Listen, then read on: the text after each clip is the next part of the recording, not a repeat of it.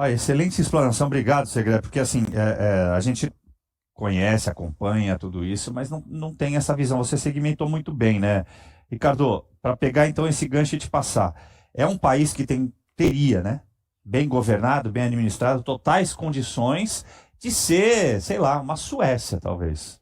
A frase de que o Brasil é um país do futuro não é de agora, faz uns 40, 50 anos que a gente ouve essa frase justamente por isso, porque a gente tem um grande potencial, a expectativa é de que um grupo de administradores consiga acertar a mão. Ainda não está acontecendo. Tivemos pequenos voos de galinha aqui no Brasil. Mas acho que o que o Segré falou aqui, de uma forma muito simples, é que o Brasil arrecada muito, mas gasta mais e gasta mal. Esse é o problema desse governo Lula. Ele gasta muito e gasta muito mal. E eu quero trazer um exemplo aqui para vocês de uma empresa. Eu não vou falar do Correio, que dava lucro no governo passado e agora está dando rombos e rombos de prejuízo ano após ano, não. Vou falar de uma coisa muito simples. A EBC, que é a Empresa Brasileira de Comunicação. Provavelmente você nunca ouviu falar e a gente muito pouco. Aqui pouca gente sabe dizer o que é a EBC, para que ela funciona. Mas ela abriu um edital agora para fazer uma novela, uma empresa pública do governo brasileiro, financiada com o nosso dinheiro, seu dinheiro, meu dinheiro, para fazer uma novela. Um canal que ninguém assiste e uma novela que ninguém vai assistir, num total de 110 milhões de reais. Como se tivesse sobrando dinheiro, como se tivesse tudo ótimo, infraestrutura no Brasil, custo Brasil, educação, saúde. Não.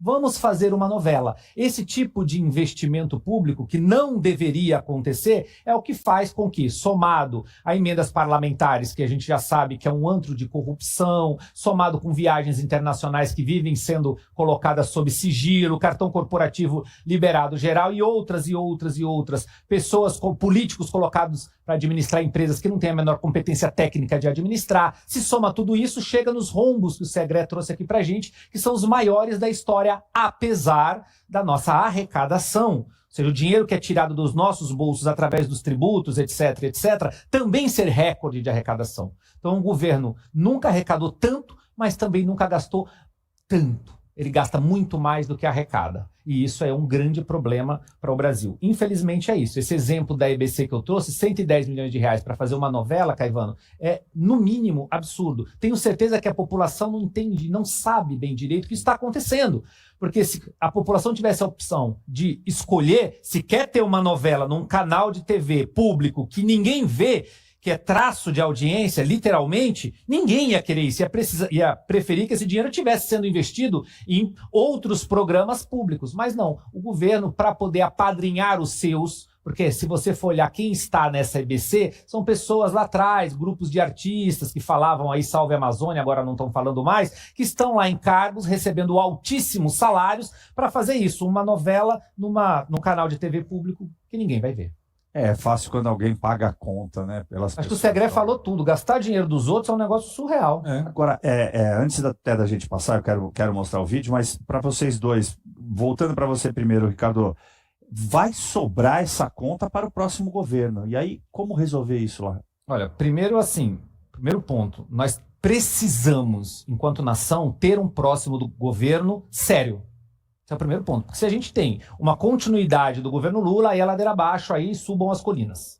Porque do jeito que a coisa está indo, não sei para onde nós vamos, não. Então, primeiro ponto, nós precisamos ter um governo sério, um governo que pense em austeridade fiscal, que corte gastos públicos, a exemplo do governo na Argentina. Acho que o Segré, que é meio argentino, meio brasileiro, né? A gente já é brasileiro, já é nosso compatriota, sabe muito bem disso. Exatamente o que o Milei fez lá. Lembra da motosserra na mão para cortar gastos de todos os lugares possíveis? Nós precisamos de um governo assim no Brasil, que corte gastos. Felizmente, eu já estou vendo em alguns discursos, em especial do Flávio Bolsonaro, e até em menos intensidade do Caiado, de que a linha de pensamento dessa galera da direita é essa, é corte de gasto, é seriedade nas contas públicas. Isso é importante. Porque se a gente tiver mais um governo na linha de pensamento do Lula, imagine o seguinte, o Lula está fazendo isso porque agora ele tem chance de ir à reeleição. O quarto não. O quarto é o último mandato do Lula. Então aí subam as colinas mesmo, vai ser desesperador.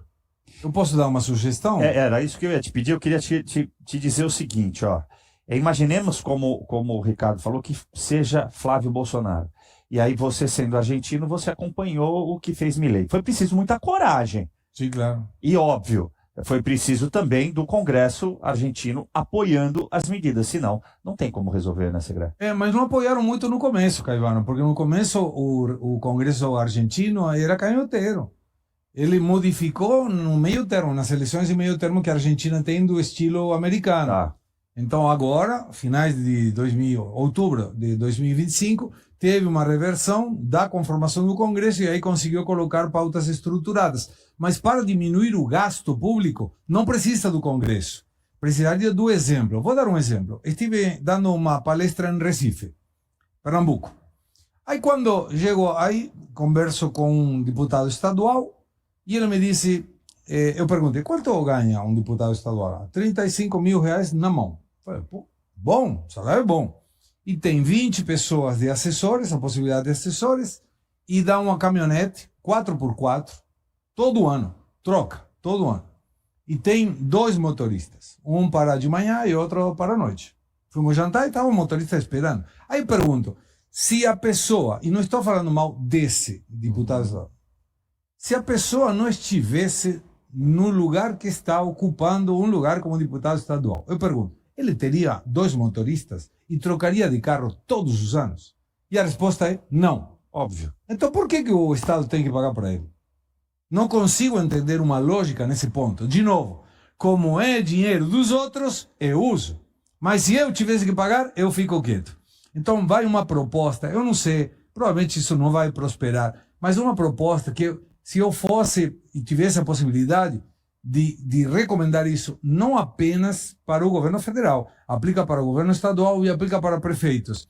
Colocar por lei de responsabilidade fiscal que o presidente, o governador, o prefeito não podem sair do seu mandato com uma dívida maior a que ele tinha quando assumiu. E por que isso? E vou provar com o exemplo da Argentina. Quando o Milei assumiu, o índice de inflação no mês de dezembro de 2023 foi de 25,5%, num mês. Hoje, 2,9%, mesmo assim elevado, mas olha a diferença, quase 10 vezes a menos. Qual era a pobreza estrutural da Argentina, segundo o que seria hoje lá é PUC, aqui é PUC, lá é UCA. Mesma coisa, tem um indicador estabelecido como se fosse Getúlio Vargas, oficial. Era de 52,9%. Sabe quanto foi o indicador que saiu ontem da pobreza?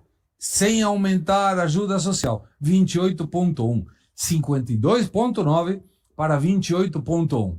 E como isso foi possível? Por que foi possível diminuir a inflação de 25,5% no mês para 2,9%?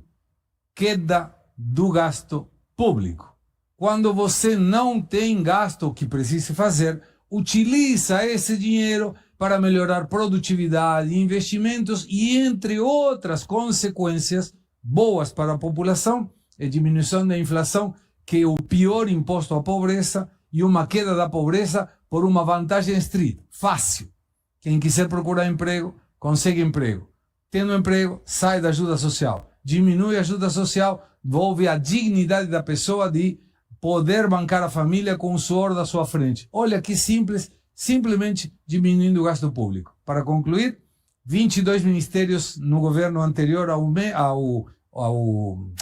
Milei, hoje são 9.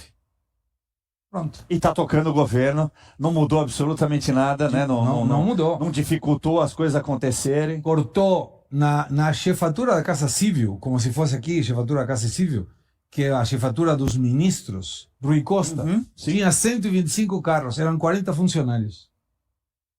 Então, aí você vê, cara, tem um monte de coisas que aproveitam porque estão no público para gastar. E eu lembro, eu trabalhei para o Estado da província de Buenos Aires em 2000. Eu poderia ter celular, carro, motorista, e falar, por que eu vou ter isso? Se eu não vim aqui para ter isso. Então tinha uma reunião de ministros, eu era secretário. Eram todo mundo com motorista e carrões e eu ia com um Twingo verde.